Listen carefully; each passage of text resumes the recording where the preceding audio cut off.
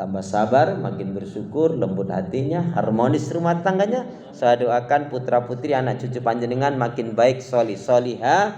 Insya Allah yang belum punya mantu semoga Allah cepatkan diberi mantu. Amin. Yang belum punya cucu semoga Allah juga cepatkan diberi cucu. Amin.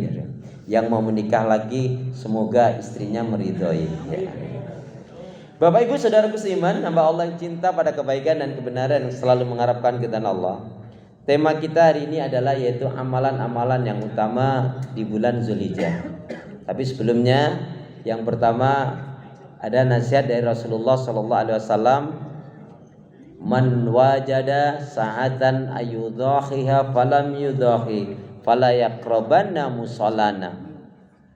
Barang siapa yang diberi kemudahan kelapangan rezeki oleh Allah untuk berkurban tapi tidak berkurban, jangan dekat-dekat dengan masjidku, jangan sholat di masjidku. Ini menunjukkan memang benar kalau haji itu adalah seumur hidup sekali. Ya, itu pun jika Allah kasih rezeki. Sedangkan kurban setiap tahun sekali jika Allah kasih rezeki.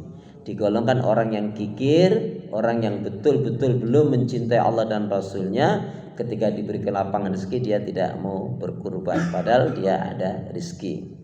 Kemudian ada nasihat menarik dari sahabat Utsman. Yang pertama beliau, sahabat Utsman ini adalah dikenal sahabat yang mendapatkan julukan Dzunurain. Dzunurain artinya yang memiliki dua cahaya. Kenapa? Karena kedua putri Rasulullah dinikahkan pada sahabat Utsman radhiyallahu anhu dan sekaligus menghapus hukum perilaku jahiliyah. Jadi sebelum datangnya Islam atau masa-masa sebelum penyempurnaan Islam itu, belum sempurna Islam lengkap itu, perilaku jahiliyah itu seorang laki-laki dia bisa menikahi 3 sampai 5 kakak beradiknya kandung sekaligus. Ya. Nah, ini adalah perilaku jahiliyah yang buruk yang kemudian dihapus dengan datangnya Islam. Maka Rasulullah menikahkan putrinya dengan Ibunda Ruqayyah dengan sahabat Utsman. Kemudian qadarullah meninggal. Ya, kemudian dinikahkan lagi dengan putrinya yang bernama Ummi Kulsum. Ya, ini istilahnya naik ranjang turun ranjang. Yang kasihan kalau jatuh di ranjang mana tinggi lagi ya. Saudara kesiman bahwa Allah yang cinta pada kebaikan dan kebenaran. Apa nasihatnya? Oh ya, beliau juga mendapatkan julukan sahabat yang as-sakha. As-sakha artinya orang yang sangat dermawan. Salah satunya ya yang dimiliki oleh sahabat Utsman itu sampai hari ini mengalir, baik yang di Makkah atau di Madinah. Kalau yang di Madinah itu yaitu depan hotel yang di depan Madinah itu ya, itu salah satunya adalah miliknya sahabat Utsman. Jadi untuk pembiayaan mahasiswa-mahasiswa ya dan keperluan Masjid Nabawi ataupun Masjidil Haram itu, maka itu adalah dari salah satunya yang dimiliki oleh sahabat Utsman, tuturnya turun temurun. Masya Allah, begitulah jahiliyah yang sangat luar biasa. Beliau mendapatkan julukan as-sakha, artinya orang yang sangat dermawan. Salah satu gambarannya kalau beliau berbisnis, berdagang, berjualan, untung 1 juta misalkan, maka yang 600-700 ribunya diinfakkan, disedekahkan di jalan Allah. Dia katakan kepada istrinya, sayangku istriku, alhamdulillah pekan ini atau bulan ini atau hari ini aku untung 1 juta, tapi yang 600-700 ribunya aku infakkan, aku sedekahkan di jalan Allah. Ini hanya untuk memudahkan bahasa saja. Tapi begitu juga istrinya apa? Istrinya mengatakan, sayang, kenapa hanya segitu? Kenapa gak kau tambahkan lagi? Uang kita yang kemarin masih kok. Kira-kira panjenengan kalau dapat bonus hari ini, bulan ini, pekan ini 1 juta. Kemudian bilang sama istri, sayang, alhamdulillah nih dapat bonus 1 juta. Tapi yang 600-700 ribunya aku infakin, aku sedekahin di jalan Allah. Kira-kira istri jenengan kaget gak kira-kira? Oh ya Allah, apa? Gitu. Kalau istrinya kaget ya wajar karena jenengan tidak biasa seperti itu. Tapi kalau kita sudah biasa, ya biasa saja sih ya. Baik saudara seiman, jadi nasihat dari sahabat Utsman, hendaknya kalian selalu takut dan khawatir. Hendaknya kalian selalu takut dan khawatir. Jika sewaktu-waktu malakul maut, malaikat pencabut nyawa itu datang mencabut nyawa kalian, naudzubillah min dzalik, kalian dalam keadaan maksiat dan dosa, hendaknya kalian selalu takut dan khawatir jika sewaktu-waktu malakul maut, malaikat pencabut nyawa itu datang mencabut nyawa kalian, naudzubillah min dzalik, kalian dalam keadaan maksiat dan dosa. Nasihat mengingatkan, mengajarkan kepada kita agar kita di mana saja ingat 3 ayat tentang kematian. Yang pertama, ingat ya ayyuhalladzina amanu taqullaha haqqa tuqatih wa la tamutunna illa wa antum muslimun. Wa la tamutunna illa wa antum muslimun. Jangan kalian mati kecuali dalam keadaan taat iman kepada Allah. Jangan kalian mati kecuali dalam keadaan Islam. Kemudian ayat tentang kematian yang juga di mana saja kita ingat, kita bawa agar kita terhindar dari mati sul khatimah. Apa itu? Kullu nafsin dha'iqatul maut. Setiap yang berjiwa pasti akan mati. Orang kaya mati. Orang miskin mati. Pejabat, rakyat mati. Murid mati. Udah sampai situ aja. Oh, jangan nunjuk saya Pak Ustaz, kenapa? Sama, semuanya akan mati. Tapi terus terang kalau bicara kematian jamaah sekalian, saya paling gak setuju dan menolak kalau kematian berdasarkan abjad. Saya gak suka, saya menolak itu Pak. Ya, kalau kematian berdasarkan abjad saya gak setuju. Kenapa? Karena nama saya dari A, Akhlis. Tapi ternyata kematian tidak berdasarkan abjad. Buktinya Kiai Haji Zainuddin MZ, itu dari Z ya. Ustaz Jeffrey dari J. Jadi nasihat ini adalah mengingatkan, mengajarkan kepada kita. Satu, tadi ingat firman Allah, wala tamutunna illa wa antum muslimun, kullu nafsin dha'iqatul maut. Dan di dalam surat Al-Hijr, surat yang ke-15 ayat yang terakhir 99 ayatnya, wa'bud rabbaka hatta ya'tiyakal yakin. Beribadahlah kalian kepada Allah sampai datangnya ajal kematian. Nah, saudaraku seiman, sungguh menggembirakan. Rasulullah itu kalau mendapatkan wahyu Allah yang bentuknya kaitannya dengan surga, kenikmatan, karunia, maka Rasulullah menunjukkan sukacitanya, gembira rianya. Tapi kalau Rasulullah mendapatkan ayat yang kaitannya dengan azab, laknat, neraka, siksa, musibah, Rasulullah pun menunjukkan sedihnya. Ya, dan begitulah cara mensikapi ayat Allah Subhanahu wa taala jika kita membacanya. Nah, ketika turun lamma unzilat, ketika Allah Subhanahu wa taala menurunkan surat Al-Kautsar, Rasulullah berhadapan dengan para sahabat, tampak gembira ria sumringah. Sebelum Rasul menyampaikan apa? Tahukah kalian kenapa hari ini aku sangat bergembira sekali? Ya Rasulullah, sebenarnya kami ingin menanyakan itu. Karena hari ini kami lihat Rasul sangat cerah sekali, berseri-seri sekali. Ada apa ya gerangan Rasul? Maka Rasul mengatakan, baru saja maksudnya Allah Subhanahu wa taala menurunkan firman-Nya, yaitu kemudian Rasul membacakan a'udzubillahi minasyaitonir rajim, inna a'tayna kal kautsar fasalli li rabbika wanhar inna syani'aka wal abtar. Sesungguhnya Allah Subhanahu wa taala telah menurunkan, memberikan nikmat karunia. Kalau dalam ayat yang Quran terjemah itu diartikan nikmat yang besar. Tapi ternyata makna khusus Al-Kautsar itu adalah inilah yang menjadikan Rasulullah gembira dan disampaikan kepada umat, pada sahabat Nabi pada saat itu. Sungguh Allah telah menurunkan, memberikan nikmat karunia yang banyak. Yang dimaksudkan di sini nikmat yang besar adalah Al-Kautsar. Al-Kautsar itu ketika ditanyakan oleh Rasulullah, tahukah kalian Kautsar? Kami tidak ngerti ya Rasul. Kautsar itu adalah telaga yang ada di surga nanti, yang penuh dengan banyak bermacam ragam kenikmatan, kebaikan dan yang menyenangkan. Dan aku gembira karena umatku nantinya banyak sekali yang mengunjunginya di telaga Kautsar itu. Dan tentunya siapa saja yang akan mendapatkan telaga Kautsar itu, salah satu kuncinya ubudullaha wahda wa la tusyriku billahi syai'a. Wajib beribadah kepada Allah, mengisahkan, mentauhidkannya, dan tidak syirik. Kemudian lihat ayat kelanjutannya, fasholli li rabbika wanhar. Fasholli li rabbika wanhar. Bukti cinta kita, iman kita, syukur kita kepada Allah adalah sholat.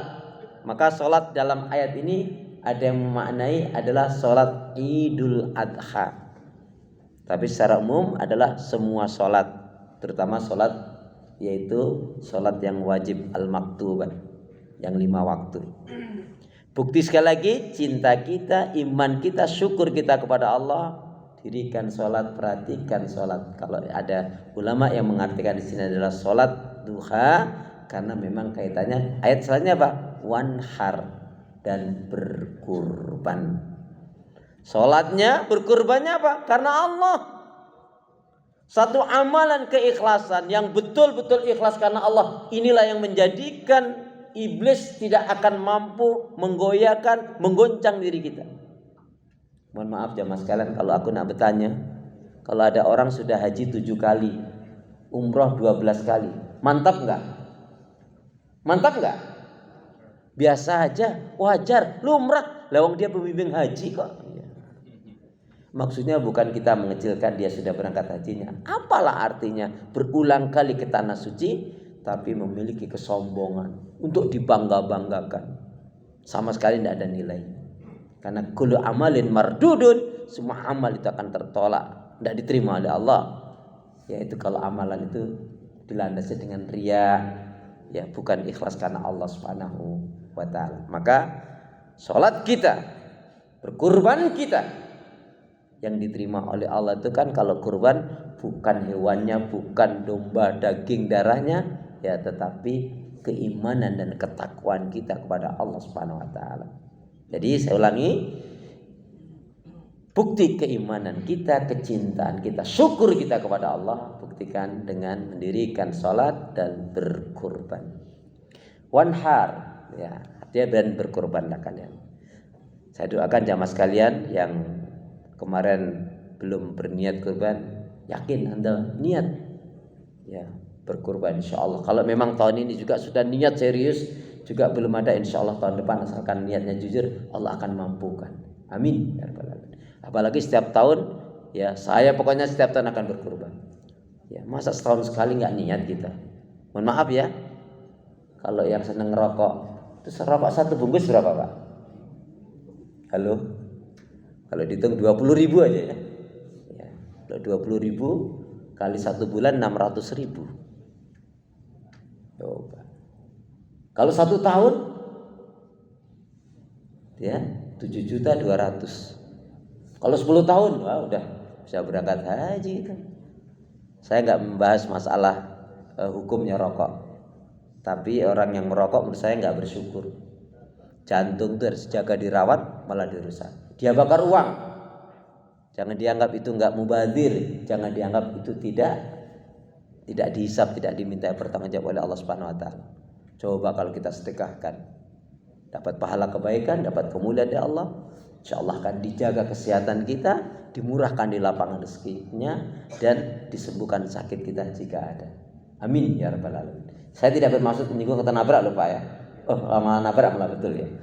Baik. Jadi amalan-amalan yang utama di bulan Zulhijjah ini jelas yang pertama adalah haji. Cuman satu hal yang ingin saya ingatkan pada jamaah sekalian. Sampai hari ini banyak yang belum tahu. Apa itu? Ketika kita yang tidak haji, baik yang sudah menaikkan ibadah haji atau yang lebih-lebih yang belum haji, apa yang kita lakukan?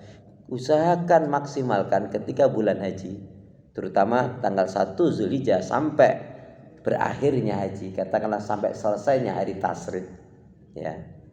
Kalau enggak paling enggak di saat ini hari ini, yaitu kaitnya dengan wukuf Arafah. Apa? Usahakan panjenengan betul-betul memaksimalkan doa. Doanya gimana? Ini satu contoh. Nanti redaksinya boleh berbeda-beda.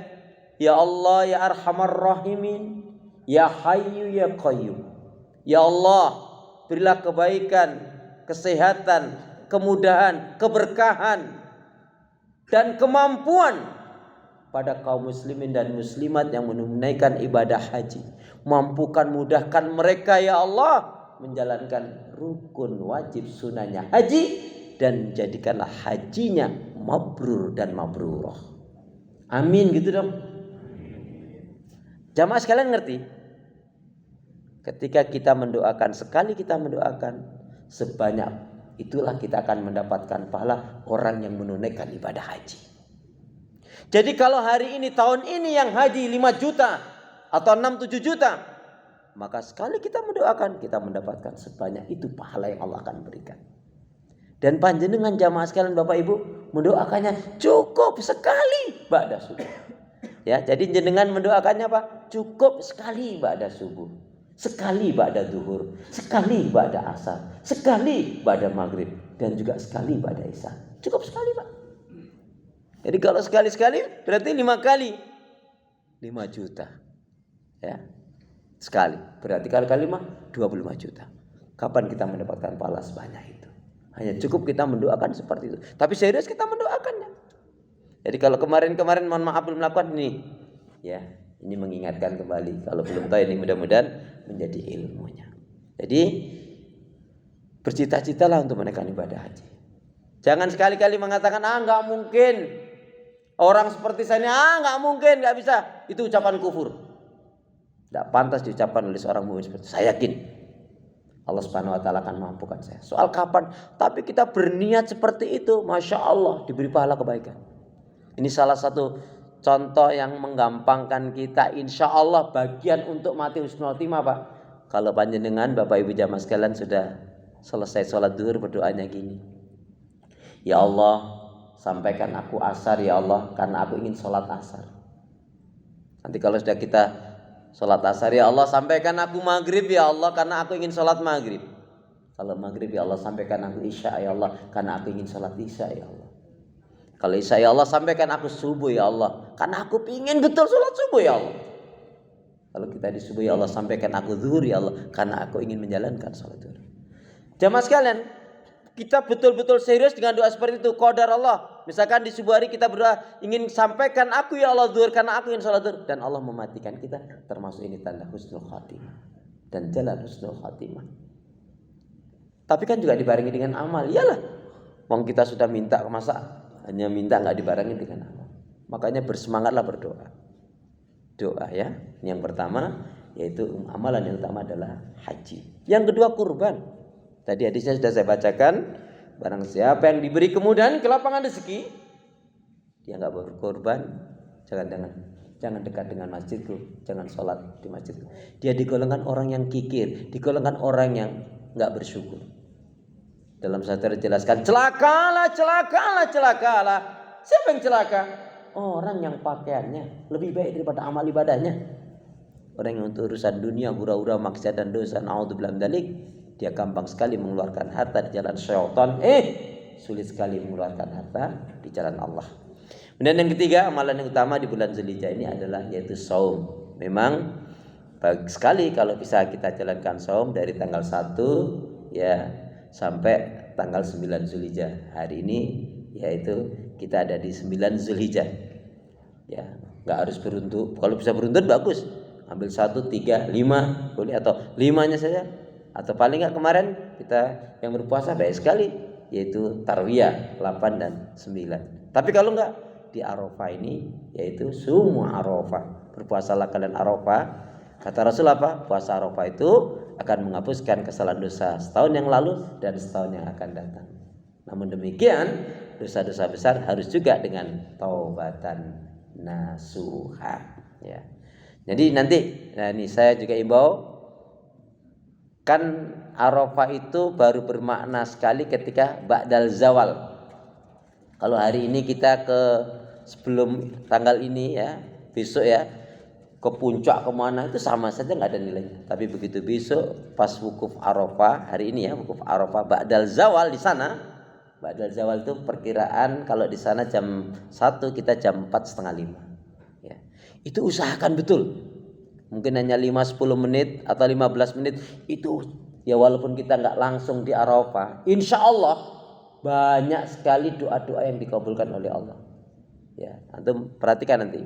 Begitu jam 5 ambil 5 menit 10 menit ya atau 15 menit fokus berdoa minta kepada Allah.